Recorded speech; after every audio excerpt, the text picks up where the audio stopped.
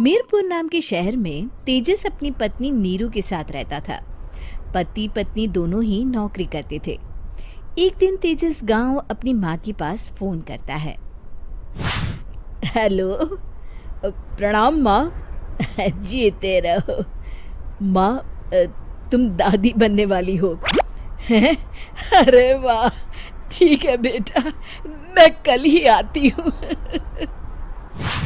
जब माँ जी शहर पहुंची तो बेटे बहू ने बहुत अच्छे से स्वागत किया। लीजिए माँ जी, चाय। अरे गर्मा गर्म पकोड़े ले आओ माँ के लिए। नीरू रसोई में गई और 2 मिनट में ही पकोड़े ले आई। जी ये लीजिए। बहू जादू से बनाए हैं क्या? अभी तो रसोई में गई थी। यम्मी। माँ जी, शीला रसोई में पकोड़े तल रही है, मैं बस लेकर आई। हे भगवान, मेरा धर्म भ्रष्ट कर दिया तूने। अब तो गंगा जल से शुद्धिकरण करना होगा। दूसरे दिन, माँ जी मैंने नाश्ता बना दिया है, ऑफिस जा रही हूँ। पर अभी तो घर का सारा काम पड़ा है। शीला आती ही होगी, झाड़ू पोछा बर्तन कपड़े वो सब कर लेगी। हमारे जमाने में घर का सारा काम हम ही करते थे। जी माँ जी, आप बहुत होशियार हैं, मैं घर ऑफिस दोनों नहीं संभाल पाती। तो जरूरत क्या है घर से बाहर जाकर चाकरी करने की? वैसे भी घर का काम खुद करने से घर में बरकत आती है, समझी? पर माँ जी।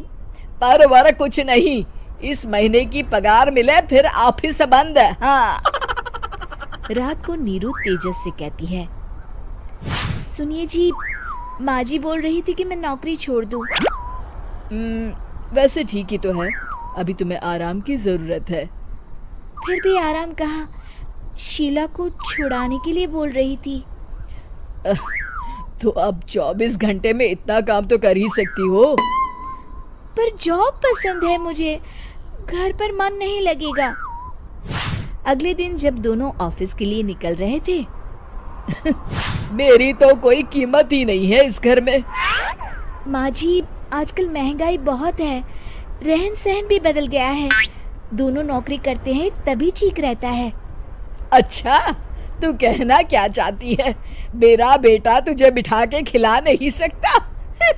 तू ही इस घर का खर्च चला रही है, हैं? नहीं माँ जी, मेरा वो मतलब नहीं था। मतलब खूब समझती हूँ, ये बाल धूप में सफेद नहीं किए मैंने। हाँ। अब तो ये रोज का काम हो गया था। तेजस भी रोज की झिकझिक से परेशान हो गया था। एक दिन उसने कहा, नीरू, वैसे भी तुम्हें मैटरनिटी लीव मिलने वाली है, तो अभी से ही छुट्टी ले लो। पर क्या, मेरी सैलरी अच्छी खासी है। आखिर नीरू ने रिजाइन कर दिया। जब बच्चा हुआ तो घर में सब बहुत खुश हुए। कुछ दिनों बाद तेजस फाइल देख रहा था। क्या हुआ तेजस, कुछ परेशान लग रहे हो? हाँ, वो हमारी जितनी सेविंग्स थी वो तो हॉस्पिटल में और छठी के फंक्शन में खत्म हो गई है नीरू। और अभी वैसे मंदी चल रही है तो मैं बोल रही थी कल मुन्ना को हेपेटाइटिस का टीका लगवाना है। नीरू, क्या पोस्टपोन नहीं कर सकते? नहीं जी, बिल्कुल नहीं। अब तेजस को समझ में आ रहा था कि उससे गलती हुई है। पैसों की कमी का असर घर के माहौल पर भी पड़ रहा था। अगले दिन, बेटा मेरा चश्मा और ये दवाइयाँ ले आना, पर्चा देते हुए माँ जी ने कहा। जी।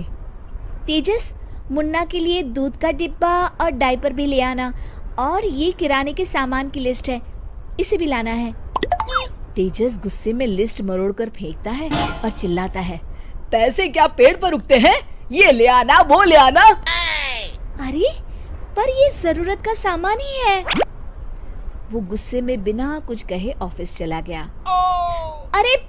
अरे लंच तो ले जाइए। नीरू दौड़कर डिब्बा पकड़ाती है। एक दिन खाना खाने के बाद, नीरू,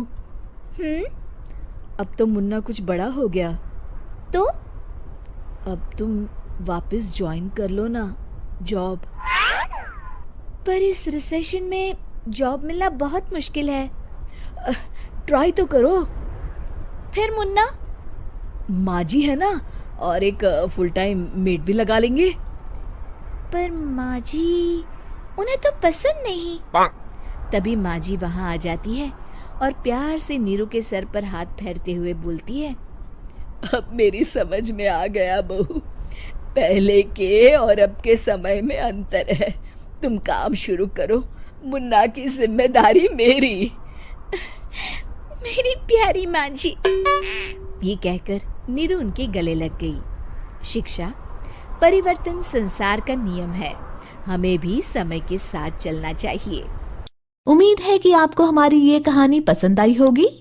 कृपया हमारे चैनल को सब्सक्राइब करें और सभी अपडेट्स के लिए बेल आइकन जरूर क्लिक करें। और हाँ, वीडियो लाइक और शेयर करना मत भूलिएगा। Bye bye.